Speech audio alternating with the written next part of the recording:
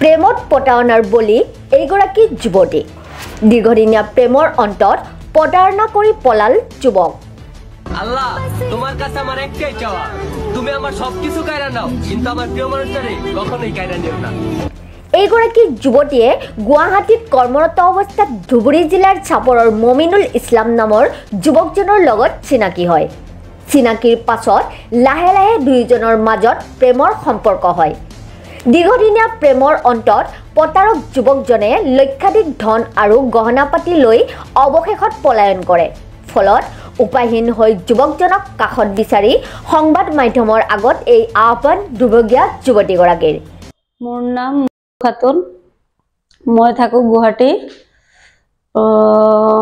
ধুবুৰী জিলাৰ মমিনুল ইছলাম নামৰ ল'ৰাজনৰ লগত গুৱাহাটী থাকোঁতে আমি দুজনে ভাল পাইছিলোঁ।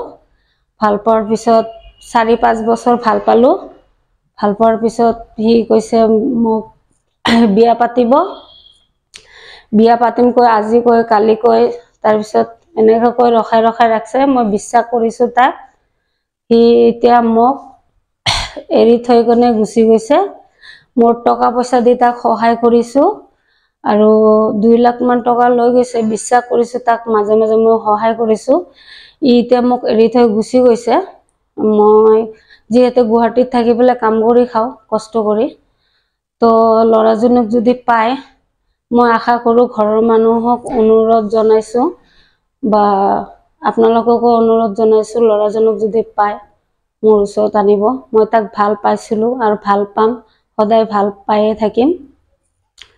তো এইখিনি মই অনুৰোধ জনাইছোঁ। সি মোক থৈ গুচি গৈছে। মমিনুল ইছলামে নাম্বাৰ মোক ব্লক মাৰি থৈ দিছে। মই কেছ কৰিম বুলি ভাবিছিলোঁ, কিন্তু মই কৰা নাই এতিয়াও, কাৰণ মই তাক বহুত ভাল পাওঁ। সেইটো কাৰণে মই চবক অনুৰোধ জনাইছোঁ সি যাতে মোৰ ওচৰত ঘূৰি পেলাই আহে।